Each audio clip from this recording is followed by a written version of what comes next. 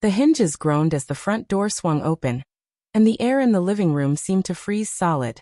My husband, David, stood framed in the doorway, the faint light from the hall outlining his tall frame. In his hand dangled a paper grocery bag, trembling, the faint clatter of bottles inside cutting through the silence like a warning shot.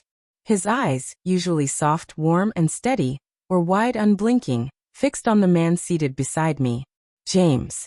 My coworker. His hands hovered just a fraction too close to mine on the couch, a closeness that suddenly felt unbearable under David's stare. Sarah, David whispered, my name fractured and fragile on his lips. What is this? His voice cracked, thin as glass about to shatter. His gaze jumped from me to James, searching for something, an explanation, an anchor, that I couldn't give. Every detail of the room pressed down on me. The walls lined with our wedding photos. The quilt his mother had made, stretched across the couch like a relic of trust now desecrated. Even the candle burning on the coffee table, lavender, David's favorite, felt cruel, filling the air with a calm that mocked the chaos inside me. James's faint cedar cologne clung to the space between us, making my stomach twist. My heart hammered against my ribs, treacherous and loud. I remembered every excuse I had fed myself. The long hours David worked, how he collapsed into bed too exhausted to notice how restless I had become. I told myself lunches with James were harmless, his messages just a distraction. But the truth was there, undeniable, in the way his laugh had made me lean in too close, the way his attention lit something inside me I pretended was missing. Now, under David's stare, those excuses disintegrated into dust. I can explain. I stammered, but even to my own ears the words sounded hollow. James shifted uncomfortably, his knee brushing mine. The contact burned and I recoiled. David's hands slackened, and the grocery bag slipped from his grasp. Apples scattered across the hardwood floor, rolling into corners with dull thuds, like fragments of a life breaking apart. Explain. His voice rose, raw and torn between fury and despair. You're here in our home with him. What's left to explain?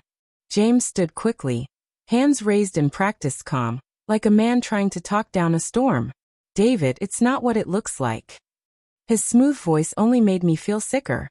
I wanted to scream at him to shut up, to not make things worse, but my mouth was dry, my throat locked. David gave a short, jagged laugh, bitter as iron. Not what I think.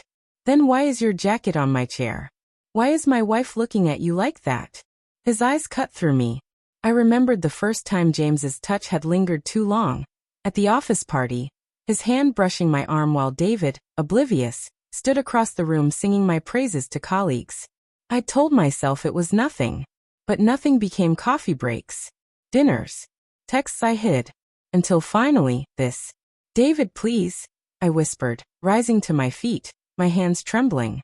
It was a mistake. It didn't mean anything, I swear. But even as I said it, I saw in his eyes that he didn't believe me. Maybe he never would. Maybe I didn't either. He stepped closer, and the scent of rain clinging to his coat reached me. His face, lined with anguish, looked years older than when he'd left that morning. A mistake? His words were low, sharp, devastating. 10 years, Sarah. 10 years. And you call this a mistake? He didn't shout. That was the cruelest part. His voice was soft, broken, the voice of someone mourning a loss he'd already accepted. He turned to James, his gaze hard. Get out. James hesitated, then snatched his jacket and slipped past him, silent. The door slammed behind him, leaving a void in the room that pressed heavy against my chest. The silence that followed was unbearable. David's shoulders sagged as he lowered himself onto the couch, burying his face in his hands. I waited for rage, accusations, anything. Instead, he spoke with a voice so quiet it was almost lost to the crackle of the candle. I saw the text last week. His hands trembled. I kept hoping I was wrong. My heart tore open. He had known. He had carried this knowledge quietly, still coming home with groceries, with wine, with hope for us. I thought I could fix us, he murmured, tears slipping between his fingers. But you already made your choice. He rose slowly, like the weight of the world clung to his body, and reached for his keys. Without looking at me, he walked to the door. When it closed behind him, it was soft, almost gentle. but it ripped through me louder than any scream. I stood frozen, the room around me unchanged yet unrecognizable. Our life together remained in photos, in quilts, in the flicker of the candle. But David was gone. And I was alone, surrounded by everything we had built, haunted by the love I had destroyed.